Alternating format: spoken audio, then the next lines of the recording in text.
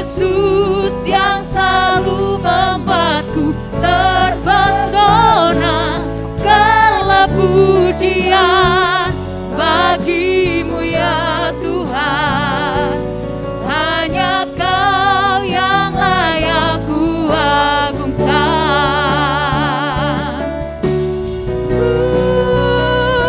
Kau Allah yang besar, ajaib dan mulia. Kau Yesus yang selalu membuatku terpesona. Segala pujian bagimu ya Tuhan, hanya Kau yang layak ku agungkan. Hanya Kau yang layak ku agungkan. Hanya Kau yang layak ku agungkan. Sebab hanya Kau yang layak kami tinggikan selamanya.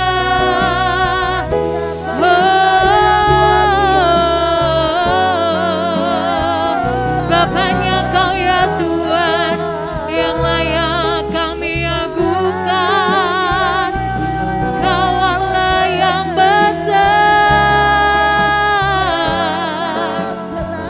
sebab segalanya hanya bagimu Yesus. Sebab tiada yang sepertimu ya Tuhan.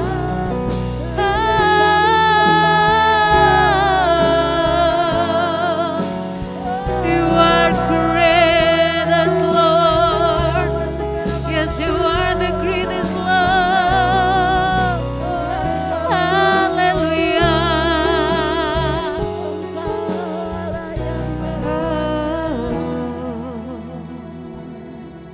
Terima kasih Tuhan.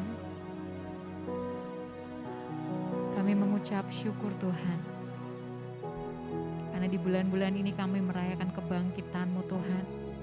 Terima kasih atas kasih-Mu yang begitu besar atas setiap kami Tuhan. Kau Allah yang sangat besar ya Tuhan. Segala perkara tiada yang mustahil di dalam tangan-Mu Tuhan. Saat ini Yesus Tuhan, kami ya Tuhan mau memuji dan menyembah-Mu. Kau menaikkan syukur kami karena Engkau ya Tuhan telah mati dan bangkit bagi kami Tuhan. Kami menjadi berharga di mata-Mu. Hidup kami begitu berharga bagi Engkau Tuhan. Kami mengucap syukur. Saat ini Tuhan, saatnya kami memberikan yang terbaik. Pujian dan penyembahan kami hanya bagi Engkau Tuhan. Biar bisa menjadi dupa yang harum dan menyenangkan hati-Mu. Yang siap memuji dan menyembah Tuhan katakan amin. Haleluya. Shalom Bapak Ibu yang dikasihi Tuhan. Shalom. Jumpa lagi dengan GBI Lamtera dalam ibadah online pagi hari ini. Saat ini kita mau merayakan di hari kemarin, minggu kemarin kita merayakan kebangkitannya. Kita juga tetap merasakan kebangkitannya, kita bangkit, kita juga harus bangkit dari masa lalu kita dan juga kegagalan kita. Amin. Kita mau memuji Dia dengan sukacita.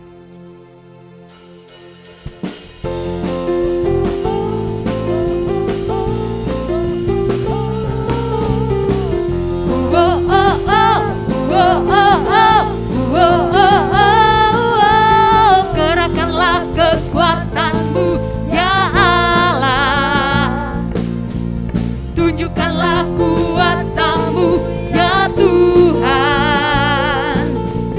Serahkan musuh-Mu, selamatkanlah umat-Mu. Allah dahsyat di tempat kudus-Nya. Gerakkanlah kekuatan-Mu ya Allah, tunjukkanlah kuasa-Mu ya Tuhan.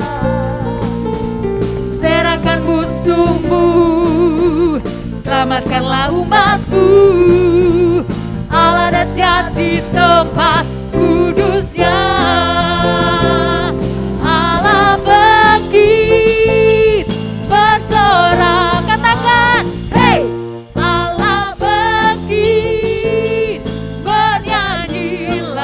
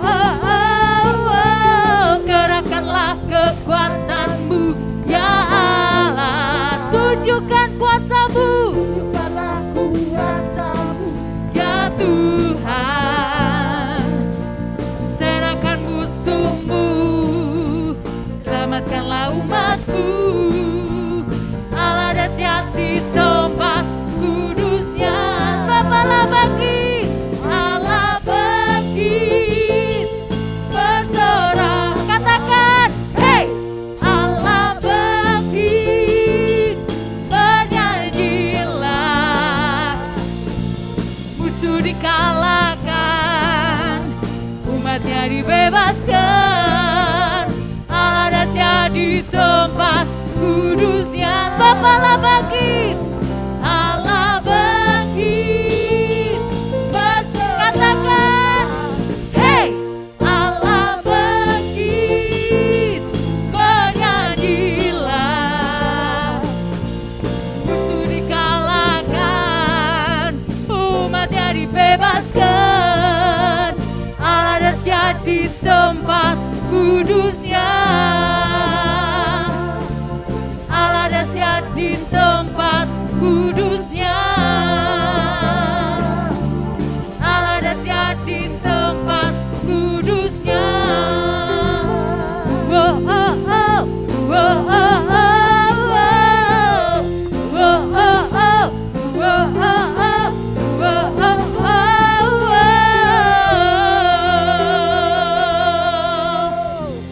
Haleluya, Dia telah bangkit bersama-sama dengan kita. Sampai saat ini kita percaya kita tidak pernah menyesali bahwa kita mengiring Tuhan Yesus sampai saat ini, amin. Kita menyerahkan seluruh kehidupan kita untuk mengiring Tuhan Yesus. Karena Dialah yang layak kita ikuti setiap jalannya. Agar kita bisa sampai kepada tujuan yang Tuhan telah tetapkan dalam kehidupan kita, yaitu mahkota kehidupan. Amin.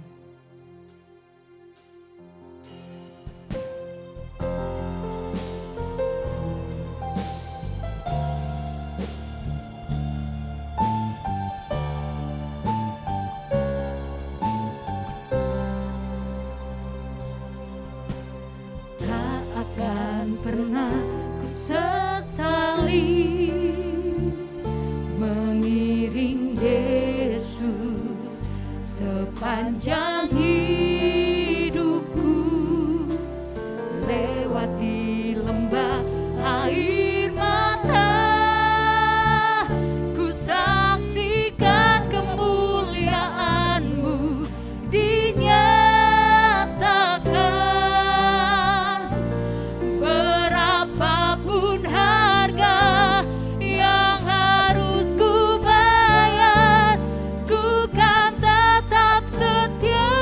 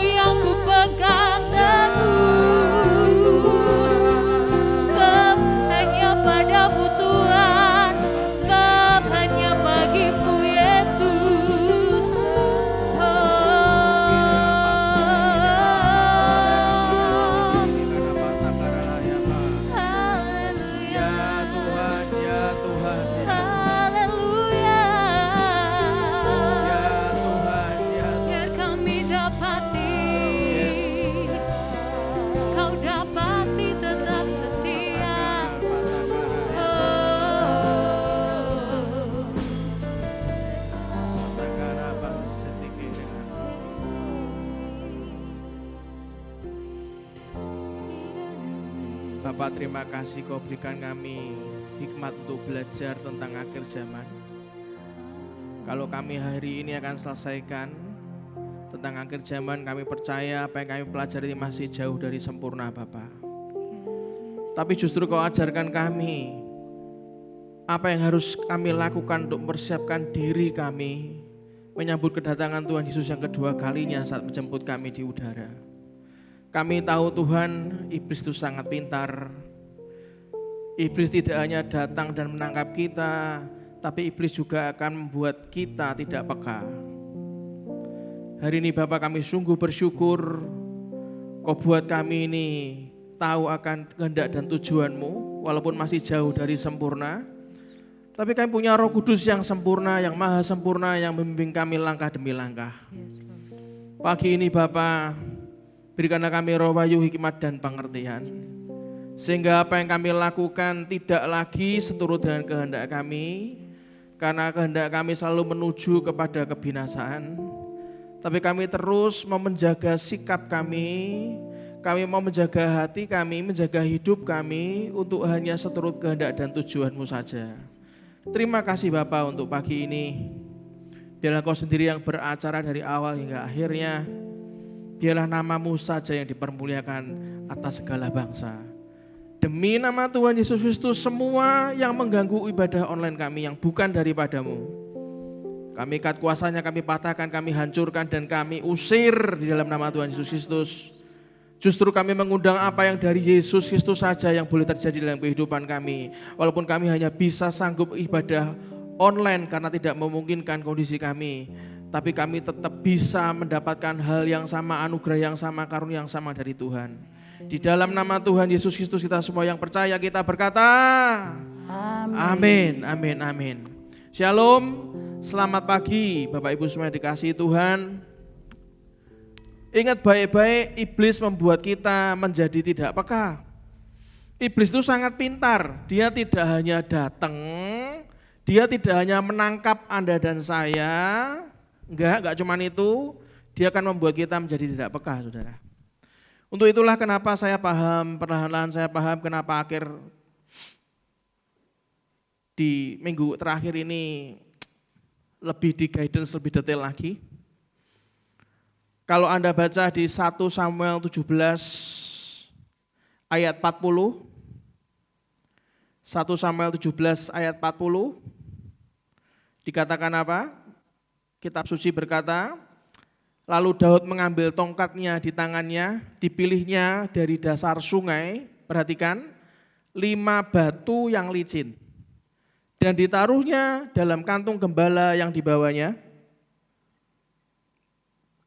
Ya ini tempat batu-batu sedang umbannya dipegangnya di tangannya. Demikianlah ia mendekati orang Filistin itu. Saudara, kitab suci mengatakan, dia mengatakan bahwa imannya adalah pada Allah yang hidup. Tetapi dia membawa 5 batu bersamanya, saudara. Pertanyaannya, waktu saya tanya, mengapa Daud mengambil 5 batu untuk melempar satu Goliat? Padahal yang saya tahu satu saja sudah KO, saudara. Kenapa dia melempar satu Goliat, mengambil 5 batu di tangannya, 5 batu yang licin? Kalau Anda dan saya jadi Daud, Anda memasukkan semua 5 batu ke dalam tas gembala dan Anda membidik dan melempar dengan harapan jika tidak 5, setidaknya 1 batu akan mengenai sasaran. Karena kita jadi orang suka prepare. Amin saudara? Amin? Pertanyaannya kenapa Anda bilang amin? Anda tidak seharusnya mengatakan amin, karena itu amin yang salah. Saudara, Daud mengambil 5 batu karena Goliatnya bukan 1. Baru tahu tuh Anda. Goliat itu punya 4 saudara laki-laki yang sama-sama raksasa, jadi ada 5 raksasa dalam keluarga Goliat, saudara. Anda harus paham, belajar bersama Tuhan itu kita penuh dengan ketidaktahuan. Tapi pemahaman kita tuh akan lebih dalam lagi kalau Anda tuh mau taat kepada Dia dan mau berjaga-jaga. Saya sempat berpikir, berarti Daud tuh tipenya melankolis kayak saya. Semua di planning, bahkan musuhnya 1, batunya 5. Itu bagi saya gue banget gitu loh. Tapi saya setelah pelajari terus, kalau kita sama-sama baca, mari kita baca di 2 Samuel pasal 21 ayat 18 sampai 20. Anda akan lihat menggambarkan 4 Goliat kakak beradik, saudara. Baca 2 Samuel 21 ayat 18 sampai 22 aja sekalian. Firman Tuhan berkata, sesudah itu terjadi lagi pertempuran melawan orang Filistin di Gob. Pada waktu itu Sibkai orang Husa memukul kalah Saf yang termasuk keturunan raksasa. Dan terjadi lagi pertempuran melawan orang Filistin di Gob. Elhanan bin Yaare Oregim orang Bethlehem itu menewaskan apa saudara? Goliat orang Gat itu. Yang gagang tombaknya seperti pesa tukang tenun. Lalu terjadi lagi pertempuran di Gat. Dan di sana ada seorang yang tinggi perawakannya, yang tangannya dan kakinya masing-masing berjari 6, 24 seluruhnya. Juga orang ini termasuk keturunan raksasa. Ia mengolok-olok orang Israel, maka Yonatan anak Simea, kakak Daud, menewaskannya. Keempat orang ini termasuk apa saudara? Keturunan raksasa di Gat. Perhatikan, mereka tewas oleh tangan Daud dan oleh tangan orang-orangnya. Saudara, Daud versus Goliat. Abisai versus Yisbi Benob. Sibkai versus Saf. Elhanan versus Goliat. Yonatan versus raksasa dengan 24 jari tangan dan kaki. Kalau Anda perhatikan, ternyata Daud itu standby, jangan sampai kalau sampai dia membunuh 1 Goliat dengan 1 batu, terus saudaranya yang 4 balas dendam terus datang dan Daud gak bawa 4 batu yang lain.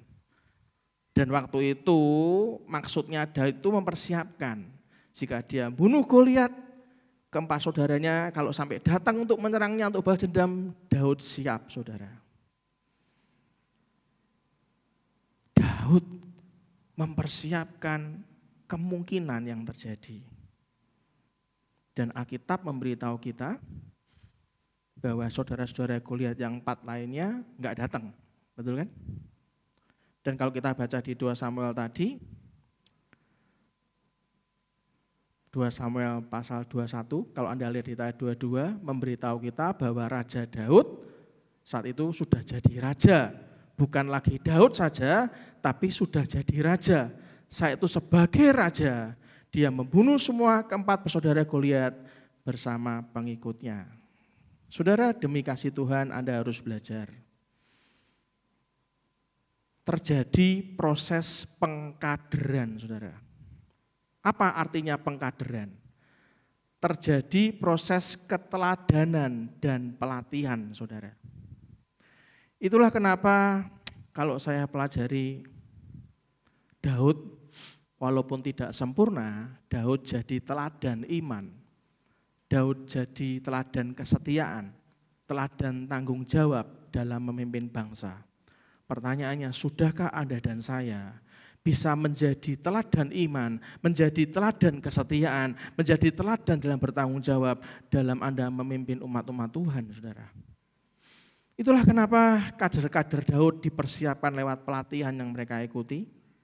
Misalnya Pak, keikutsertaan mereka dalam peperangan melawan Filistin yang terjadi hampir sepanjang masa pemerintahan Daud. Saudara, demi kasih Tuhan, akhirnya saya paham kenapa akhir zaman ini harus dibawakan. Gereja yaitu kita sebagai gereja Tuhan yang datang beribadah, bertemu dengan tubuh Tuhan yang lain, bertemu dengan umat Tuhan yang lain dalam satu gedung gereja, gereja juga harus menyiapkan kader-kader untuk masa depan pelayanan, saudara. Para pemimpin rohani maupun Anda, bagi Anda yang merasa aku ini bukan pemimpin Pak, aku ini awam, itu hanya sekedar nunggu waktu saja sih sebetulnya. Karena sebenarnya Anda akan jadi pemimpin kok nanti sebentar lagi, yang juga katakan amin. Karena kita bukan hanya mengalami Kristus, tapi juga sejalan dengan Kristus, kita dibawa kokoh di dalam Kristus, kita juga akan memimpin seperti Kristus, itu masalahnya.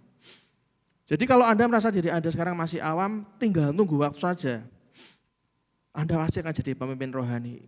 Maka itulah kenapa Anda dan saya ini harus menjadi contoh dalam iman, kesetiaan, dan tanggung jawab kepada generasi muda di bawah kita, saudara. Dan perhatikan baik-baik. Saya sangat bangga sekali saat penata layanan, beberapa yang senior tuh bilang ke saya atau istri saya, jangan pilih saya lagi ya, pilih yang masih muda-muda, harus regenerasi. Saya setuju sekali, saya ngomong tapi tetap backup ya Pak ya. Oh kami tetap backup. Saya ngomong sama istri saya nggak usah lah sampai usia kayak 68 tahun, kayak ayah saya meninggal dunia, baru kepemimpinan kepada saya. Wah kasihan anak saya, saudara, kasihan. Kalau perlu saya wis maksimal 55, kalau perlu aja sekarang saya kasihkan kepada anak saya, saudara. Saya orangnya itu ambil-ambil lah. Saya bukan tipe orang yang di depan layar sebenarnya. Semua saya kalau Anda perhatikan saya suka tipe di belakang layar. Saya lebih suka mengupgrade yang muda untuk tampil, saudara. Inilah kenapa generasi muda harus diberi kesempatan untuk melayani dan memimpin. Karena pada pundak mereka lah tugas wartaan kabar Injil itu baik gereja akan dapat dituntaskan semua. Saudara ingat baik-baik, akhir zaman ini Anda harus perhatikan baik-baik. Ada satu cuplikan yang disiapkan oleh tim profetik untuk melanjutkan pengajaran dari awal sampai akhir. Anda lihat baik-baik urutan-urutannya. Habis ini kita akan mempersiapkan diri kita. Apa yang harus kita lakukan untuk mempersiapkan diri Anda dan saya menyambut kedatangan Tuhan Yesus yang kedua kali menjemput kita di udara. Satu cuplikan buat Anda semuanya. Shalom Bapak Ibu dan Saudara yang terkasih, tema khotbah akhir zaman telah sampai pada poin yang ketiga, yaitu poin pertama, tanda-tanda menjelang kedatangan Kristus yang kedua kali. Poin kedua, 2 tahap kedatangan Kristus kembali. Poin yang ketiga, pengangkatan, ada dalam 1 Tesalonika 4 ayat 15-17 dan 1 Korintus 15 ayat 51-53. Saat ini kita akan melanjutkan tema khotbah akhir zaman pada poin yang berikutnya. Poin keempat, tahta pengadilan Kristus, yang dalam bahasa Yunani, bema, ada dalam 2 Korintus 5 ayat 10. Orang percaya yang mengalami pengangkatan akan menghadap tahta pengadilan Kristus, bukan untuk dijatuhi hukuman, namun untuk menentukan pahala yang diberikan Kristus sesuai perbuatan mereka. Matius 16 ayat 27. Semua pekerjaan kita di bumi akan diuji, ada dalam 1 Korintus 3 ayat 12-15. Motivasi pelayanan atau pekerjaan kita di dalam Tuhan akan dinilai, ada dalam 1 Timotius 1 ayat 12, 1 Korintus 4 ayat 1, Matius 25 ayat 21. Jika motivasi kita ditemukan rendah, misal karena mengharapkan uang, pujian dari manusia, iri, dan sebagainya, maka kita akan tetap menerima keselamatan, tapi kehilangan upah. Ada dalam 2 Yohanes 8.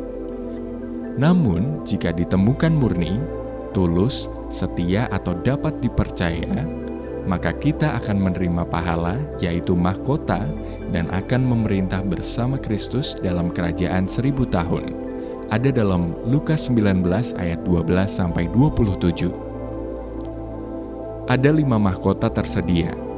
Mahkota kehidupan di Wahyu 2 ayat 10, mahkota kebenaran ada dalam 2 Timotius 4 ayat 8, mahkota abadi 1 Korintus 9 ayat 25, mahkota kemegahan 1 Tesalonika 2 ayat 19, dan mahkota kemuliaan di 1 Petrus 5 ayat 4. Poin yang kelima, pesta kawin anak domba ada dalam Wahyu 19 ayat 6 sampai 9. Setelah mendapatkan pahala, semua akan masuk dalam perjamuan kawin anak domba, di mana seluruh umat Tuhan bersukacita, memuji dan memuliakan Sang Raja yang Maha Kuasa. Ada dalam Wahyu 19 ayat 6 sampai 10. Yesus Kristus menyambut jemaat yang menang atas jerih lelah dan perjuangan di 1 Timotius 4 ayat 10.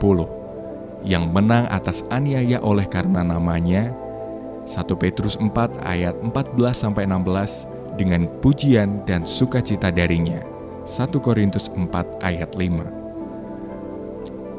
Sukacita yang meluap-luap inilah disebut sebagai hari pesta kawin anak domba dengan pengantinnya, di mana Yesus Kristus dan umatnya tidak terpisah lagi untuk selama-lamanya. Poin yang keenam, Antikristus dan Nabi Palsu. Ada dalam Wahyu 13 ayat 1-18.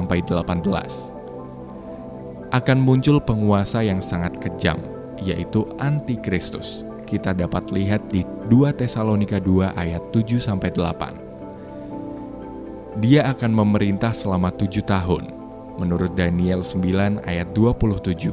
Yang dibagi menjadi 3,5 tahun pertama yang disebut masa aniaya dan 3,5 tahun kedua yang disebut masa aniaya besar.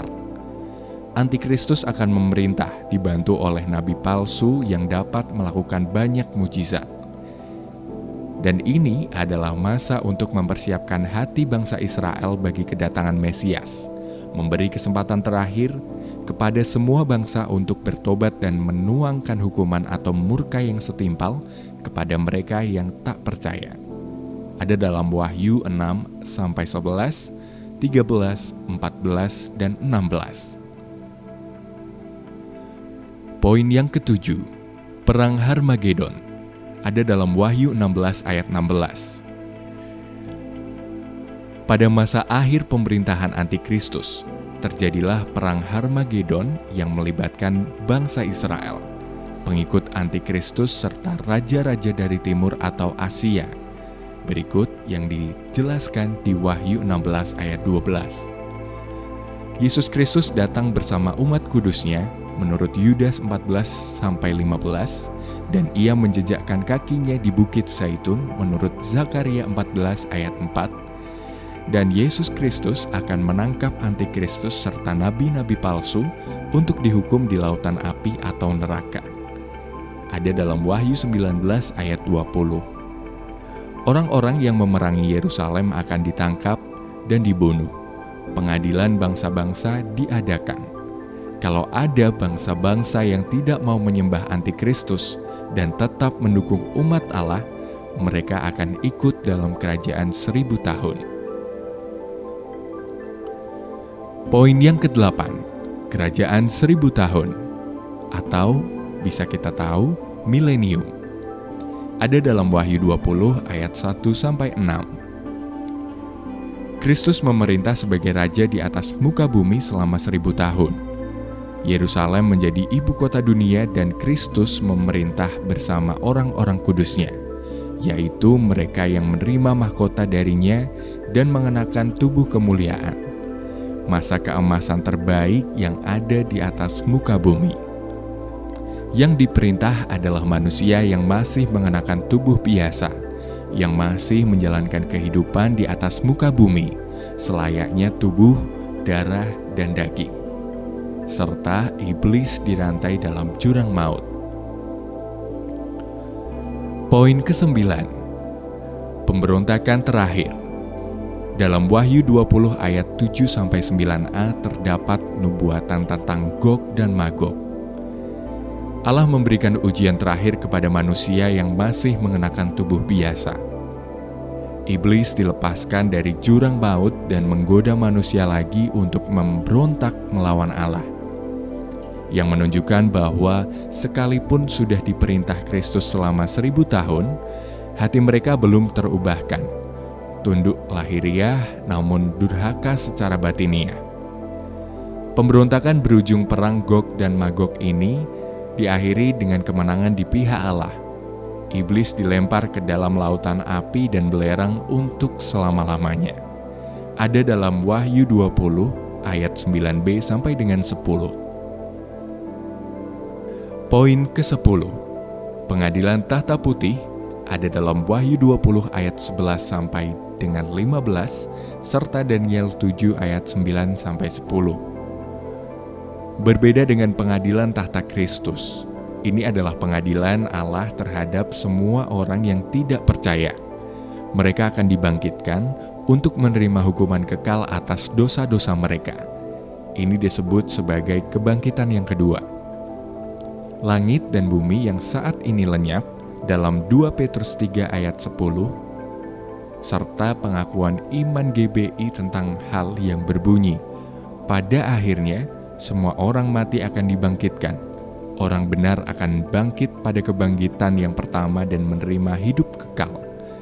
Tetapi orang jahat akan bangkit pada kebangkitan yang kedua dan menerima hukuman selama-lamanya. Poin ke-11. Langit baru dan bumi baru ada dalam Wahyu 21 sampai dengan 22. Langit baru dan bumi baru diciptakan Tuhan dan semua yang ada di dalamnya, tidak ada yang najis, semuanya suci. Yerusalem baru turun dari surga ke bumi baru. Tuhan berdiam bersama-sama dengan manusia yang telah ditebusnya, dapat kita lihat di Wahyu 22 ayat 5, dan semua orang yang percaya akan beribadah dan melayani Allah selama-lamanya. Ada dalam Wahyu 22 ayat 3.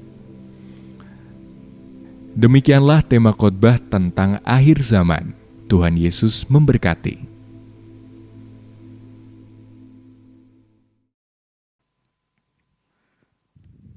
Saudara, kalau Anda lihat detail demi detail, bagaimana inti sikap Gereja Bethel Indonesia sebagai sinode yang membawai banyak gereja baik di dalam negeri maupun di luar negeri dalam satu sinode Gereja Bethel Indonesia, bagaimana inti sikap GBI tentang kedatangan Kristus kembali. Ada 3 poin yang mau saya sharingkan ke Anda supaya Anda tahu, ada 4 poin. Supaya Anda tahu gambaran besarnya apa yang kita pelajari ini itu ada arahnya, terarah. Itulah kenapa saya tidak setuju kalau ada yang beragama lain ikut-ikut campur dengan agama yang lainnya lagi. Padahal orang itu tidak belajar apa yang diajarkan oleh kitab suci agama itu, saudara. Kalau Anda tidak belajar dalam satu agama itu dan Anda menghakimi karena berbeda dengan Anda dan saya, Anda bisa masuk dalam kategori penistaan, saudara. Itulah kenapa kita ini harus sadar Bhinneka Tunggal Ika, keanekaragaman itu ada karena ujungnya itu sama sebenarnya. Saya belajar, saya baca kitab suci agama lain, saya pelajari ya sama, ada sangkakala, ada kiamat, sama ada akhir zaman. Cuman kita nggak boleh menyamakan persepsi kita dengan persepsi agama lain. Nah itu yang tadi kita lihat cuplikan dari awal sampai akhir, sekarang kita harus tegaskan nih, inti sikap GBI. Sebelum kita pelajari bagaimana sikap kita harus menghormati sikap yang di atasnya dulu. Bagaimana inti sikap GBI tentang kedatangan Kristus kembali. Ada 4 poin saya catat. Yang pertama, GBI percaya bahwa Tuhan Yesus akan datang kembali ke bumi. Itu di 1 Yohanes 14 ayat 1-3. Tapi tentang saat kedatangannya, tak seorang pun yang tahu kecuali Bapa di surga. Matius 24 ayat 36. Karena itu GBI menolak ramalan yang menyebutkan Yesus akan datang pada waktu tertentu. Enggak ada ramalan-ramalan. Enggak boleh yang tahu cuma Bapa di surga. GBI percaya bahwa kedatangan Kristus kembali itu akan terdiri dari 2 tahap yang berbeda. Tahap pertama adalah pengangkatan orang percaya ke awan-awan. Anda bisa lihat di 1 Tesalonika 4 ayat 15 sampai 17. Ini adalah kedatangan Yesus Kristus untuk menjemput umatnya. Sedangkan tahap kedua, saya harap Anda masih ingat, saya pernah bahas itu. Yesus akan menjejakkan kaki di bumi. Ini adalah kedatangannya dengan orang-orang kudusnya di Yudas 1 ayat 14. GBI tidak menekankan teori pengangkatan manapun. Apakah di awal yang dikatakan para teolog pre-tribulation, ataukah di tengah atau mid-tribulation, ataupun di akhir mid-tribulation masa aniaya antikristus. Yang penting bagi GBI, kita tuh harus siap menyambut kedatangannya setiap saat. Mau di awal, di tengah, maupun di akhir tetap ada teori pengangkatan kan saudara. Tetap kita tuh percaya bahwa ada pengangkatan orang-orang percaya ke awan-awan. Kita harus siap kedatangannya setiap saat. Bagaimana inti sikap GBI yang kedua tentang kedatangan Yesus kembali? GBI percaya bahwa kebangkitan orang mati yang mendahului peristiwa pengangkatan itu adalah kebangkitan orang-orang benar, yang juga katakan amin. Yang disebut dengan istilah kebangkitan pertama. Anda bisa baca di Lukas 14 ayat 13 ayat 14. Anda bisa lihat di Wahyu pasal 20 ayat 4 sampai 6. Mereka akan memperoleh tubuh kebangkitan, memperoleh tubuh kemuliaan yang sama seperti yang dimiliki oleh Tuhan Yesus sesudah kebangkitannya. Orang percaya yang masih hidup pun akan diubah, katakan sama-sama dengan saya, akan diubah. Orang percaya yang masih hidup akan diubah, mengenakan tubuh kemuliaan. Saya pernah bahas pada Anda dan saya, karena darah dan daging tidak mendapat bagian dalam kerajaan Allah. Itulah kenapa kalau orang penuh kedagingan, hari ini Anda mesti bertobat. Darah dan daging tidak akan mendapat bagian dalam kerajaan Allah. 1 Korintus 15 ayat 50. Sedangkan kebangkitan kedua adalah kebangkitan bagi orang yang tidak benar. Kebangkitan bagi orang yang tidak percaya Yesus. Itu kebangkitan kedua. Yang namanya tidak tercantum dalam kitab kehidupan. Yang akan dihukum, mohon maaf loh saudara, selamanya di lautan api. Wahyu 20 ayat 11 sampai 15. Yang kayak gini ini Anda harus paham. Yang ketiga, GBI percaya bahwa Yesus Kristus akan datang kembali untuk mendirikan kerajaan 1000 tahun damai di bumi ini. Ada 3 pandangan juga tentang kerajaan 1000 tahun ini. Yang pertama itu yang disebutkan pre-milenium, yaitu Yesus datang sebelum masa kerajaan 1000 tahun. Karena dia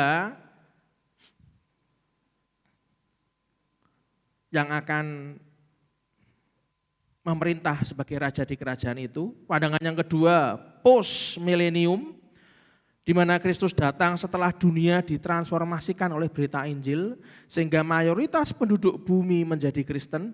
Itulah dimaksud kerajaan 1000 tahun. Atau pandangan yang ketiga, milenium,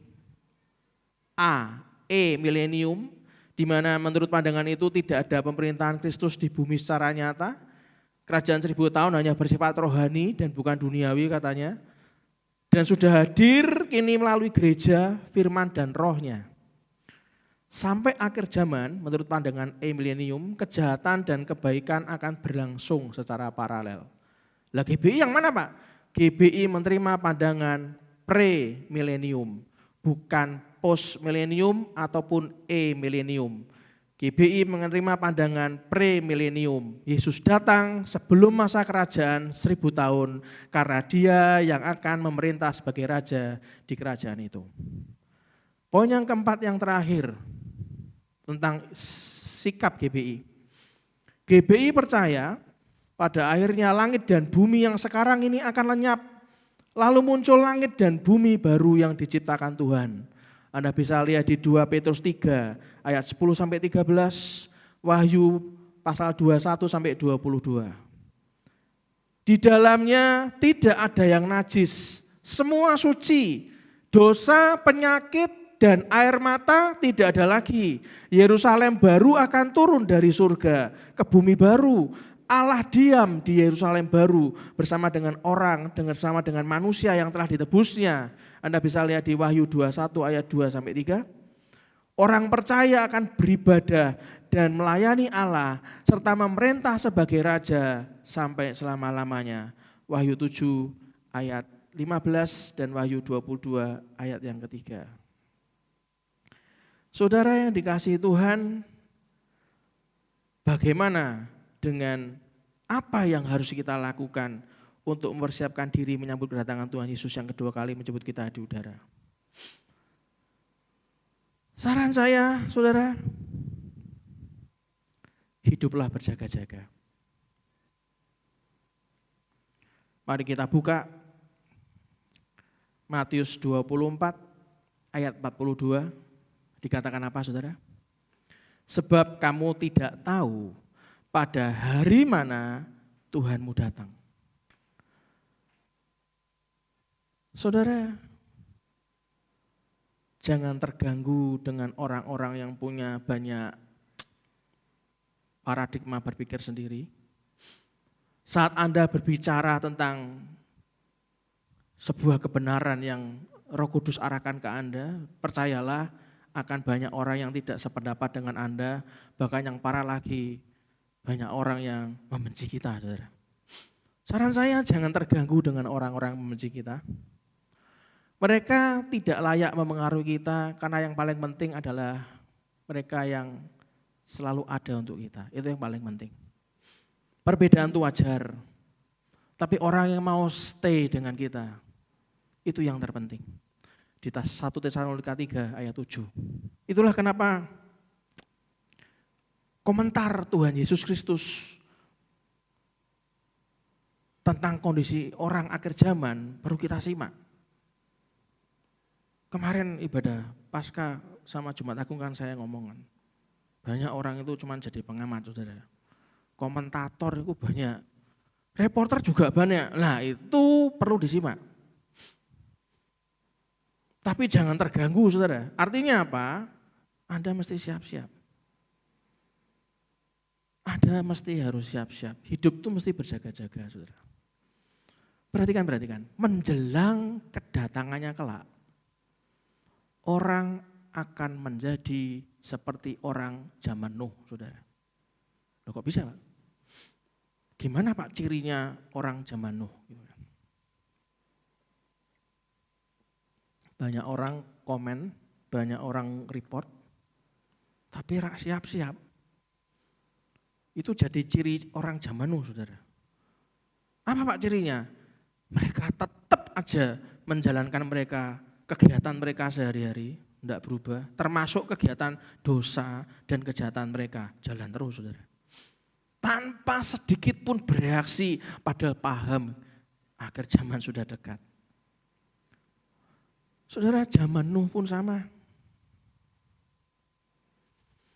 Mereka tetap aja menjalankan kegiatan mereka sehari-hari, termasuk dosa-dosa dan kejahatan mereka, tanpa sedikit pun bereaksi, tanpa sedikit pun mendengarkan peringatan Tuhan melalui Nuh. Nuh dianggap apa, saudara? Dianggap wong edan. Hujan aja tidak, ngomong banjir gitu kan. Firman Allah yang tegas memperingatkan akan datangnya hukuman Tuhan dan dianggap angin lalu, saudara. Bukankah ciri yang sama sekarang ini makin tampak, saudara? Orang makin tidak peduli akan Tuhan. Orang makin tidak peduli kebenaran. Orang tidak peduli keadilan. Apalagi peringatan bahwa ia akan datang kembali.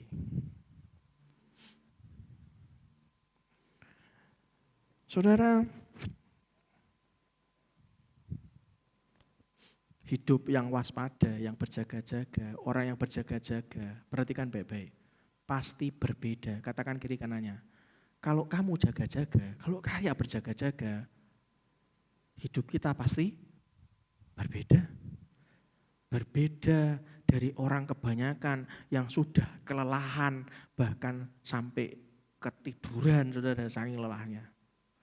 Orang yang serius akan kedatangan Tuhan, perhatikan, akan tambah bertekun, enggak capek-capek, ingin terus melekat pada Tuhannya. Dalam iman dan karya kasihnya Tuhan, dia enggak ingin memisahkan dirinya, saudara. Orang yang yakin bahwa ia akan berjumpa dengan Tuhannya, akan tekun menjalani hidup pertobatannya. Godaannya sama, banyak tetap, saudara.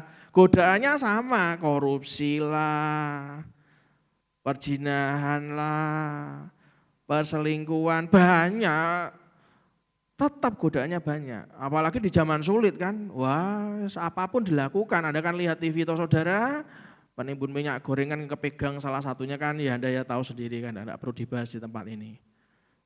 Nyusahin saya Indonesia Raya loh. Ya ketangkep tuh akhirnya, yang jadi tersangka ya ketangkep juga. Ya karena godaannya banyak memang. Tapi ingat, orang yang yakin bahwa ia akan berjumpa dengan Tuhan, dia akan tekun menjalani hidup pertobatannya. Karena orang yang demikianlah yang kelak akan disambut Tuhan dengan ucapan, berbahagialah engkau hai hamba yang setia. Yang ujuk katakan amin. Renungkan, saudara, renungkan. Hari gini renungkan. Diperlukan usaha yang penuh keyakinan untuk tidak terlelap di zaman yang makin gelap. Demi menyongsong fajar kedatangan Tuhan kedua kali. Saya cerita kemarin 2 kali ibadah. Ada anak-anak main di halaman. Dia melihat bayangannya. Ini kan ada bayangan saya. Saya ngejar bayangan saya, saya ngejar lagi. Saya lari lagi ngejar bayangan. Ya enggak bisa bayangan kok dikejar.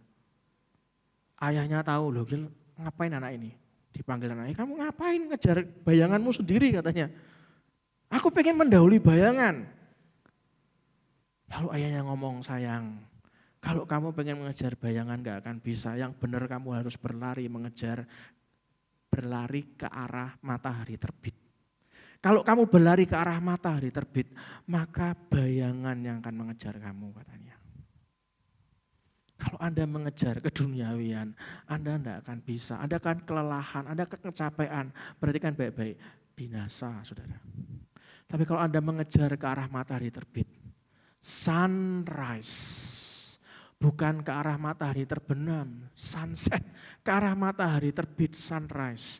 Maka yang tidak pernah Anda pikirkan saat Anda mengejar ke arah matahari terbit, bayangan itu akan datang kepada Anda. Maka semua yang Anda tidak pikirkan itu justru akan Anda terima. Saudara. Renungkan baik-baik. Diperlukan usaha yang penuh keyakinan untuk tidak terlelap di zaman yang makin gelap. Demi menyongsong fajar kedatangan Tuhan kedua kali. Saudara, kemarin saya cerita kepada jemaat, pengurusan sertifikat gereja itu sebenarnya sudah beres semua. Saya diberikan jadwal bayarnya untuk biaya notarisnya 40 juta lebih, ya 50 lah, 49 berapa gitu. Sudah kami bayar 30 sekian, notarisnya ngomong kurang 17 juta, nanti sertifikat jadi Mei katanya. Ya kita alokasikan Mei. Uangnya nanti ada bulan Mei. Tiba-tiba bulan ini kalau ngomong sertifikat sudah jadi katanya. Fisiknya sudah jadi semua di saya katanya. Dari BPN sudah keluar. Minta tolong dilunasi 17 jutanya. Katanya buat bayar THR. Ya masuk akal sih. Akhirnya saya tanya, Tuhan ini gimana ini? Sharingkan ke jemaat biar mereka tahu saatnya kapan menabur dan saatnya menuai. Aku yang berurusan dengan mereka. Ya bagi saya, bagi Anda semua juga tahulah saudara, 17 juta bukan uang besar. Ya saya cuma ngikut aja, saya sharing pada jemaat pada saat Jumat Agung. Jumat Agung itu sampai dengan hari ini hari Rabu. Jadi di Jumat Agung, Minggu ini hari Rabu. Saya diberitahu tadi pagi oleh istri saya sudah terkumpul persembahan khusus untuk sertifikat karena ada note-nya untuk sertifikat 7 juta saudara. Saya percaya masih ada sampai akhir bulan. Saya tetap komitmen berapapun yang masuk saya akan tambahkan untuk bayar. Tapi kalau memang Anda tergerak untuk menabur silahkan. Mungkin ini saatnya Anda untuk berurusan sendiri dengan Tuhan. Karena petani itu tahu kapan saatnya menabur dan petani itu tahu kapan saatnya menuai. Saya hanya mengikuti aja apa yang dilakukan Roh Kudus. Saudara, yang pertama, apa yang harus Anda lakukan bersama saya untuk mempersiapkan diri menyambut kedatangan Tuhan Yesus yang kedua kali menjemput kita di udara? Yang pertama, katakan kiri kanannya, hiduplah berjaga-jaga, saudara. Yang kedua, hiduplah apa, saudara?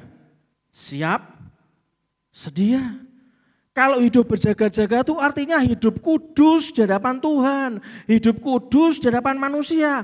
Sesuai dengan kebenaran firman Tuhan dan kepenuhan Roh Kudus. Itu hidup berjaga-jaga. Bagaimana kalau hidup siap sedia, saudara? Hidup siap sedia itu artinya merindukan dan siap menyambut kedatangan Tuhan Yesus kapan saja.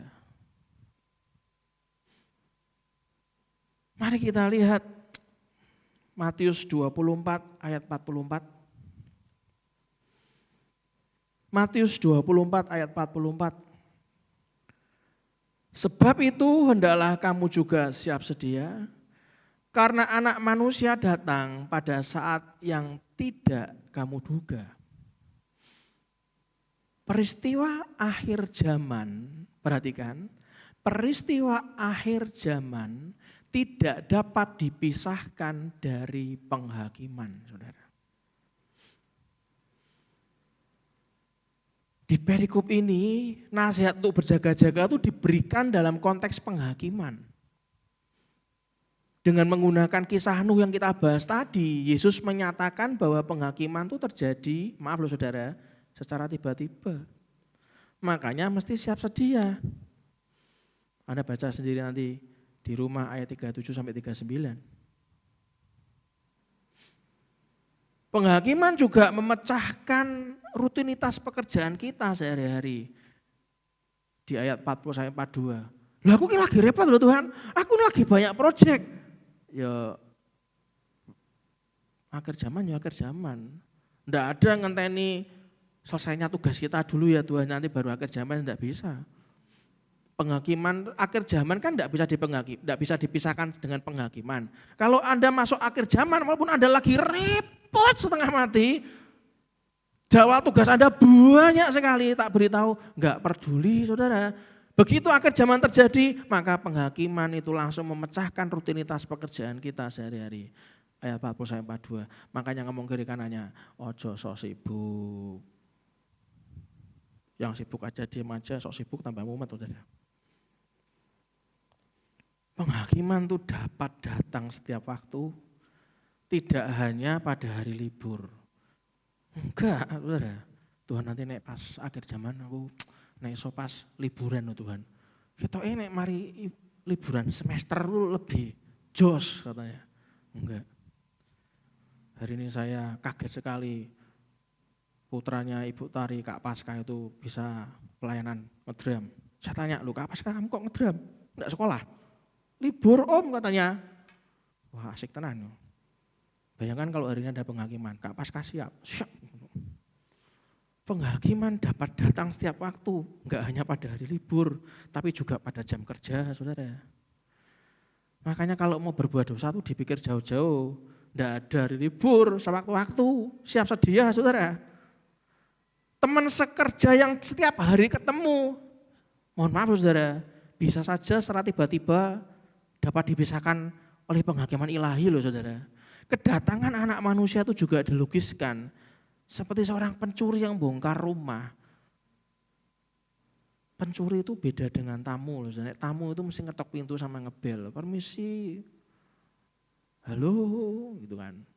Sepada gitu kan, permisi. Kalau pencuri enggak, pencuri datang itu yang tidak lazim. Ketika pemilik rumah lengah, tidur atau di tengah istirahat, ya itu pencuri datang. Ayat 43 sampai 44. Saudara, contoh-contoh yang diberikan Yesus menunjukkan ada 3 hal. Yang pertama, betapa hari penghakiman itu tidak dapat diterka. Maka seharuslah Anda dan saya sadar, siap sedia, saudara. Katakan kiri kanannya, mesti harus siap sedia. Hari itu dapat datang setiap saat. Yang kedua, contoh-contoh yang diberikan Yesus menunjukkan apa? Yang kedua, betapa penghakiman ilahi itu mutlak, saudara, pasti mutlak.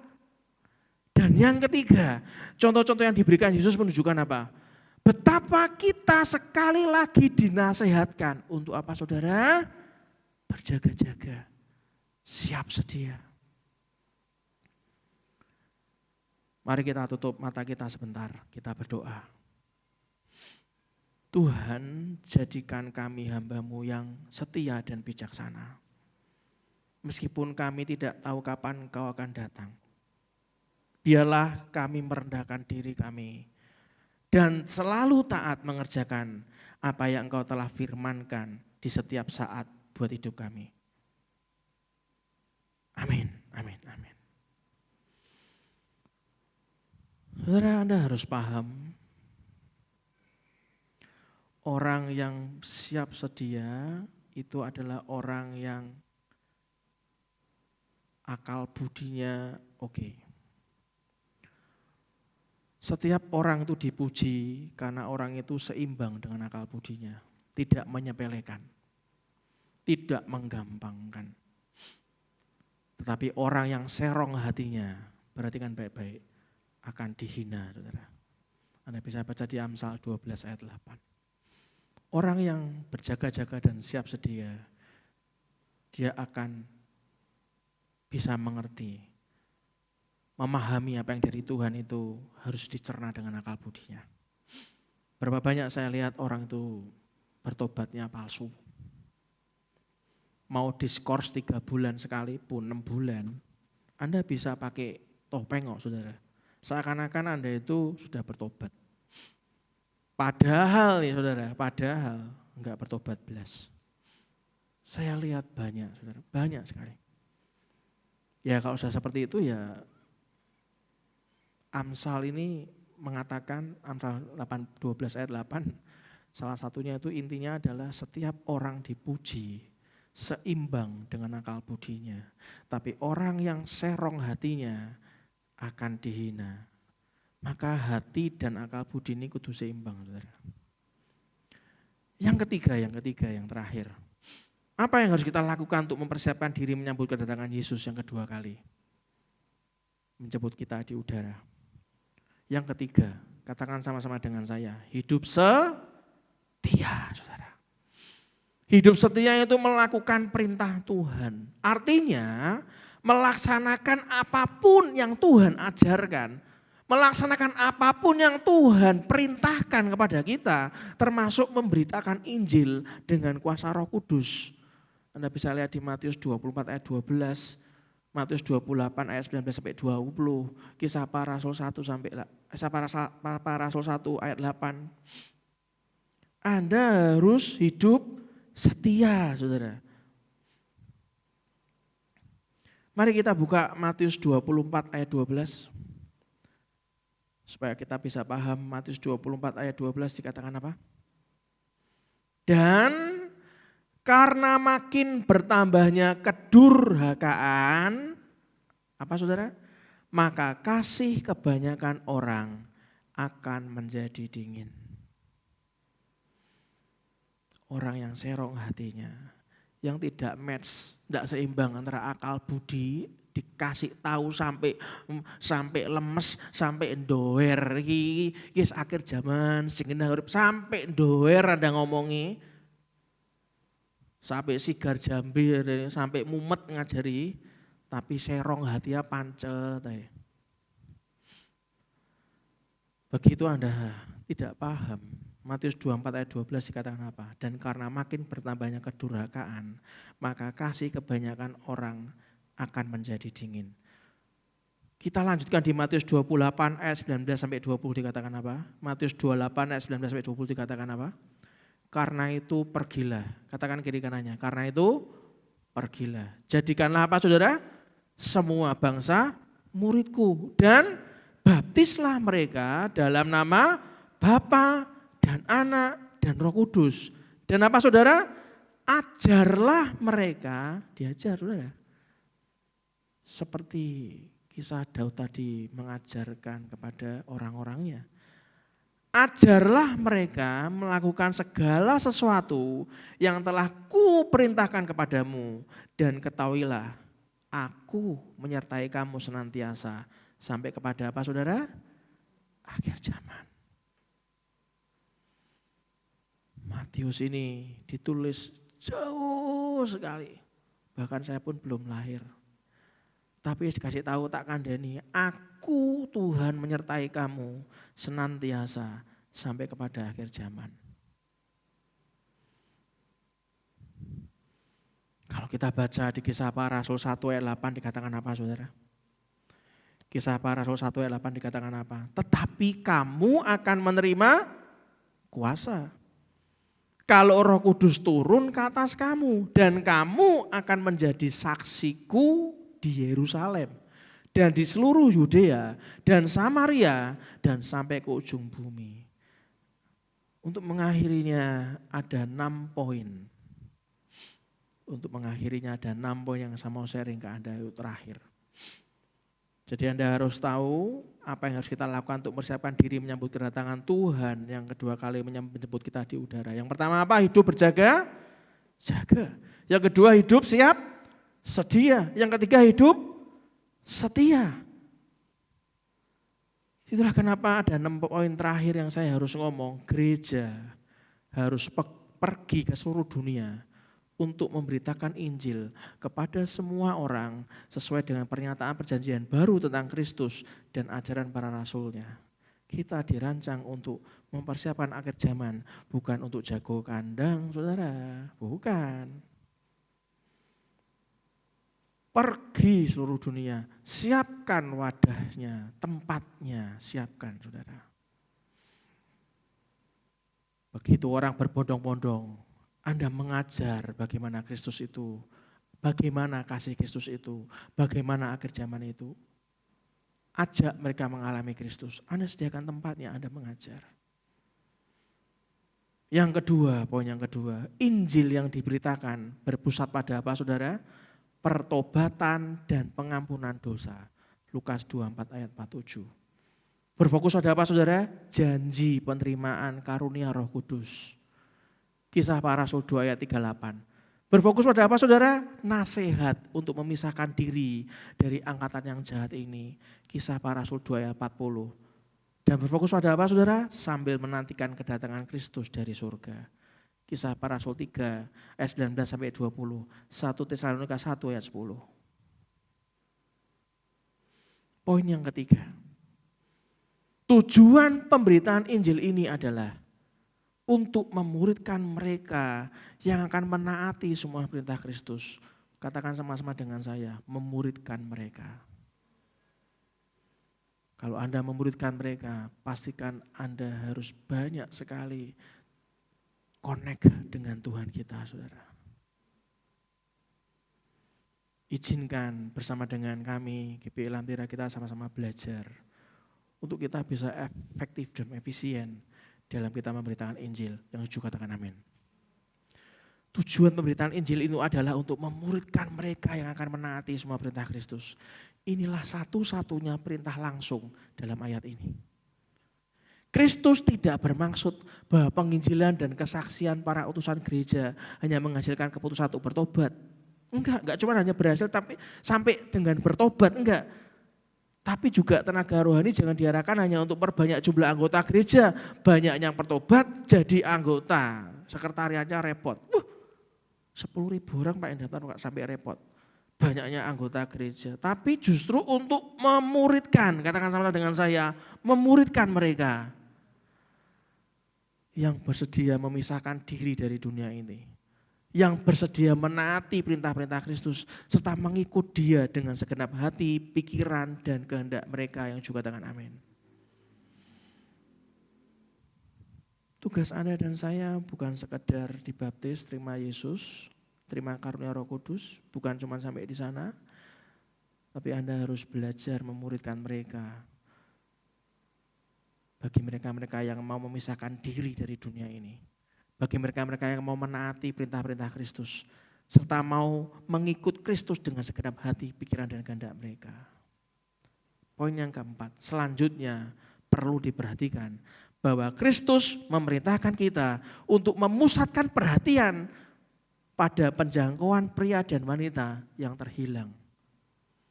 Perhatikan, bukan untuk mengkristenkan masyarakat, karena agama Kristen tidak menyelamatkan atau Anda ingin menguasai dunia ini, bukan.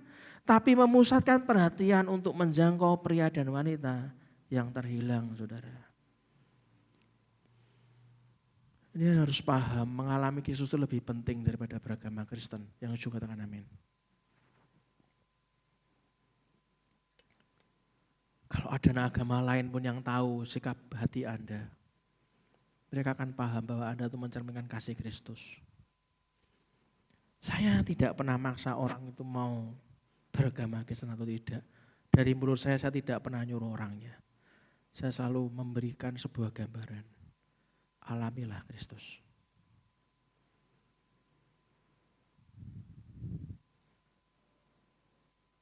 Orang yang percaya harus meninggalkan sistem dunia yang jahat ini. Ingat, ngejar tuh jangan ngejar bayangan Anda sendiri, saudara. Ke arah sunset. Saya masih ingat kalau ke Kuta di Bali itu, di hotel apapun yang mewah-mewah, kalau saya sebutkan Anda pasti ya tahu hotelnya. Saya diajak sama teman-teman, ayo udun nang pantai katanya. Lapo, saya kan orangnya kan enggak suka foto, saudara. Enggak senang foto. Kalau Anda perhatikan foto-foto saya coba, mesem aja diarahin. Mesemnya begini loh. Jangan gitu, gini. Enggak senang foto saya ini. Suruh ke pantai, lihat sunset, ngapain? Saya senangnya cuma minum degan. Sama lihat pantai enggak apa-apa. Lu foto katanya, kenapa? Sunsetnya tuh bagus, romantis. Serak ada romantisan, wis payu kok saudara, ngapain? Kalau pas terang-terang nanti backlight katanya, enak pas sunset katanya, bagus katanya. Yo ikut gitu kan. Saya beritahu orang percaya itu justru jangan senang sama yang tenggelam mataharinya, saudara. Sistem dunia yang jahat ini tuh harus Anda tinggalkan. Justru malah kita tuh harus memisahkan diri dari kebejatannya dunia, saudara. Anda bisa lihat di Roma 13 ayat 12, 2 Korintus 6 ayat 14, sambil menyingkapkan kejahatannya dunia, disingkapkan, dibuka. Efesus 5 ayat 11. Poin yang kelima. Mereka yang percaya kepada Kristus dan Injilnya, perhatikan, aku percaya Pak, maka harus dibaptis dalam air, baptislam. Upacara ini menyatakan bahwa mereka berikrar untuk meninggalkan semua kedursilaan, meninggalkan semua keduniawian dan perangai yang berdosa dengan terang-terangan mengabdi kepada Kristus dengan maksud kerajaannya. Dan yang keenam, yang terakhir, tim profetik siapkan diri. Kristus akan senantiasa mendampingi para pengikutnya yang taat melalui kehadiran dan kuasa Roh Kudus. Saudara, setelah mereka diperlengkapi dengan kekuasaan dari tempat tinggi, barulah mereka harus pergi kepada semua bangsa dan bersaksi.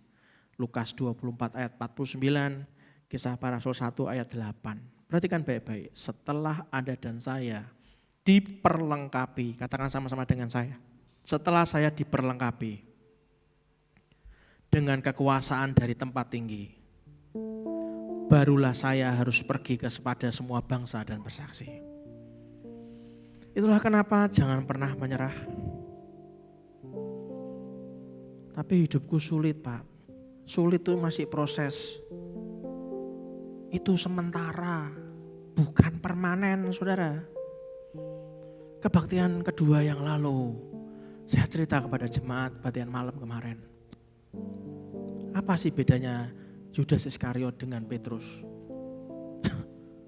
Bagi saya, jangan dipikir Yudas menjual Yesus terus Petrus gak bersalah. Petrus bagi saya ya parah, menyangkal Yesus sampai 3 kali ya saudara. Sebetulnya ya gagal kabeh, cuman beda di akhir.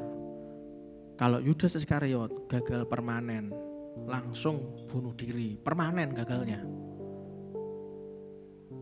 Kalau Anda masih mengalami pergumulan kegagalan selama belum permanen, masih sementara, itu biasa saudara. Anda lihat Petrus, setelah Petrus bertobat dari penyangkalannya, dia bertobat. Bayangannya dia, jadi orang sakit itu ketemu bayangannya Petrus, sembuh saudara. Petrus tuh khotbah setelah dia bertobat, khotbah saudara ya. 3.000 orang bertobat saudara. Itulah kenapa selalu ada tangan pertolongan Tuhan bagi kita yang juga tangan amin. Jawaban dari persoalan hidup Anda dan saya itu simpel. Katakan kiri kanannya, jawaban doaku itu simpel. Kalau belum dijawab tetap berdoa. Karena saat Anda doa, Anda akan tenang. Orang yang paling tenang adalah orang yang percaya bahwa tidak ada satupun yang terjadi tanpa seizin Tuhan yang juga katakan amin. Tenang aja. Menyerah tidak pernah jadi pilihan dari orang yang tangguh. Orang tangguh mana pernah menyerah? Enggak pernah. Sampai ia berhasil melewati situasi sulit dan dia menang. Hendaklah saudara dan saya adalah orang-orang yang tangguh yang juga tangan amin. Baca di rumah nanti Yosua 1 ayat 7. Setelah Anda dengar akhir zaman ini, jangan izinkan hatimu gelisah terus saudara. Jangan izinkan hati Anda tuh kacau, tidak bisa berbuat apa-apa. Jangan. Justru Anda harus berjaga-jaga, siap sedia, hidup setia yang juga katakan amin. Tetaplah berlutut, berdoa dan berlututlah lagi. Yeremia 29 ayat 12 sampai 14 dikatakan apa? Dan apabila kamu berseru dan datang untuk berdoa kepadaku, katanya, maka aku akan mendengarkan kamu. Apabila kamu mencari aku, kamu akan menemukan aku. Apabila kamu menanyakan aku dengan segenap hati, aku akan memberi kamu menemukan aku. Demikianlah firman Tuhan. Dan aku akan memulihkan keadaanmu. Yang setuju katakan amin. Saudara dan saya akan dipulihkan. Amin. Tutup Alkitab saudara. Satu pujian.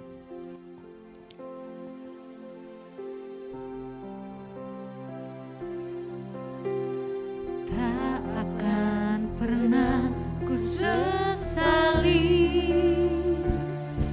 mengiring Yesus sepanjang hidupku, lewati lembah air mata,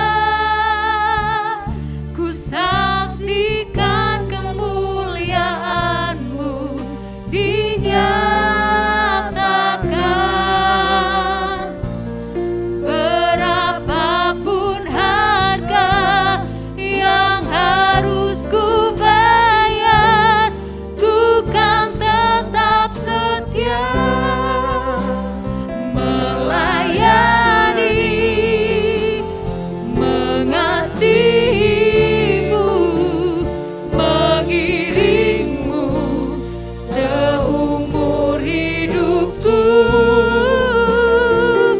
Janji-Mu kan tetap ku pegang teguh sampai ku dapat mahkota kehidupan.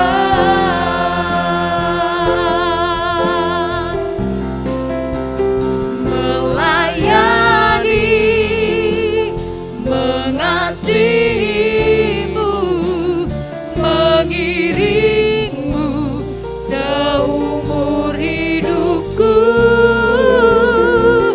Janji-Mu kan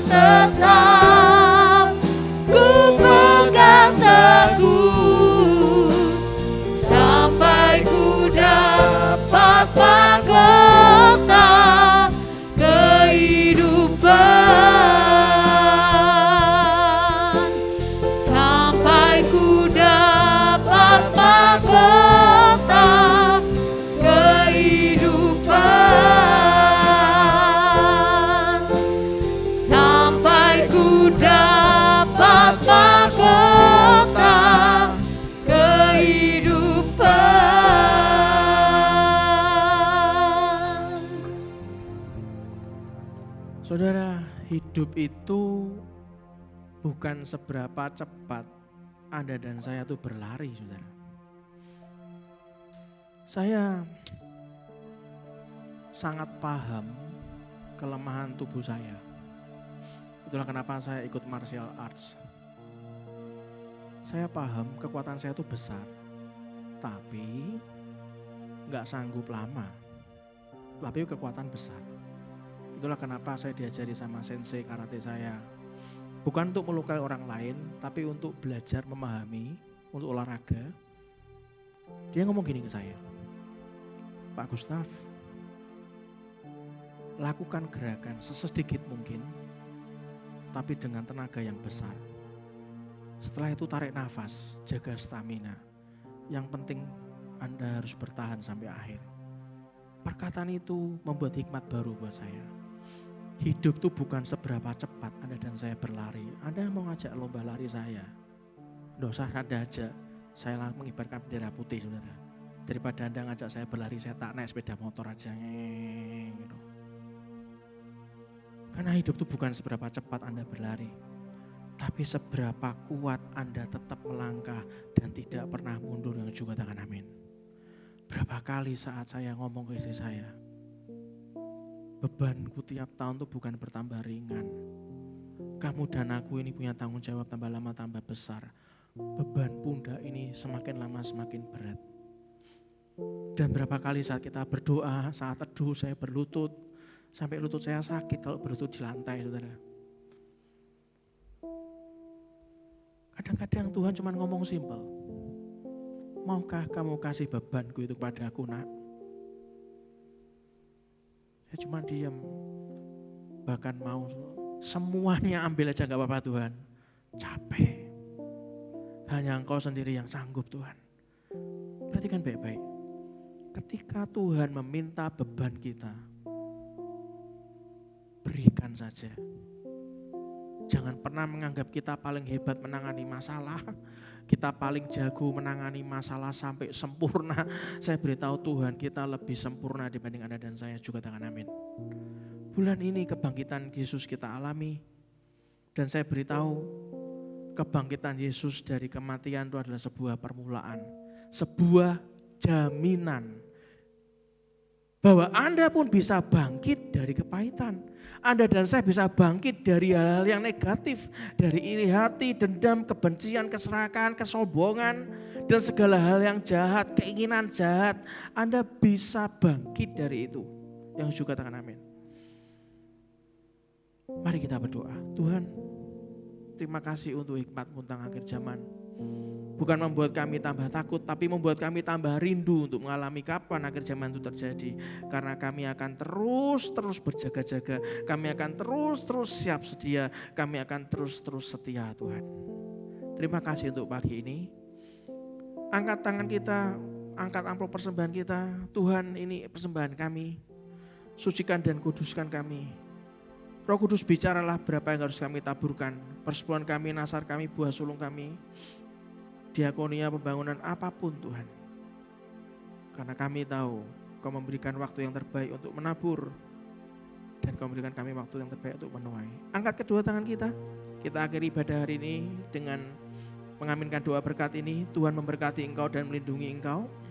Tuhan menyinari engkau dengan wajahnya dan memberi engkau kasih karunia. Amin. Tuhan menghadapkan wajahnya kepadamu dan memberi engkau damai sejahtera. Amin. Diberkatilah seluruh isi hidup pernikahanmu. Diberkatilah orang tua dan semua keturunanmu. Diberkatilah masa studimu. Diberkatilah pekerjaan dan pelayananmu. Diberkatilah masa pensiunmu. Semua dalam kendali dan kuat kuasa Tuhan. Kemanapun saudara dan saya keluar dan masuk, pergi dan pulang, mendapatkan perlindungan dari Allah yang maha tinggi. Biarlah umur panjang, kesehatan, kelimpahan, kemakmuran, berkat semua Tuhan sediakan bagi orang-orang yang mau siap sedia berjaga-jaga dan mau setia hanya kepadanya. Biarlah berkat dari Allah Bapa, Putra dan Roh Kudus menyertai kita semuanya sampai berjumpa dengan Yesus yang kedua kali. Di awan-awan yang sejuk katakan, amin, amin, amin. Salam sayang saya buat keluarga Anda di rumah. Sampai berjumpa di lain kesempatan. God bless you all. Haleluya, kita percaya kita akan menjadi jemaat yang sangat setia kepada Tuhan, murid-murid Tuhan, Jadi kita di-upgrade saat ini, bukan hanya jemaat biasa tapi menjadi murid-muridnya yang siap untuk memuridkan. Biar Allah bangkit dalam setiap kehidupan kita. Wow, oh, oh, wow, oh, oh, wow, oh, oh. Gerakkanlah kekuatan-Mu ya Allah. Tunjukkanlah kuasa-Mu ya Tuhan. Serahkan musuh-Mu, selamatkanlah umat-Mu. Allah dan jadi tempat kudus ya Allah bangkit, Allah bangkit. Betul, sama-sama katakan, hey, Allah bangkit. Bernyanyilah, musuh dikalahkan, umatnya dibebaskan. Allah dan jadi tempat kudusnya, Allah dan jadi tempat kudusnya, Allah dan jadi tempat kudusnya. Wow, oh, oh, wow, oh, oh, wow, oh, oh, wow, oh, oh, wow, oh, oh, wow, oh, oh. Sampai jumpa di ibadah online minggu depan. Tuhan Yesus pasti memberkati.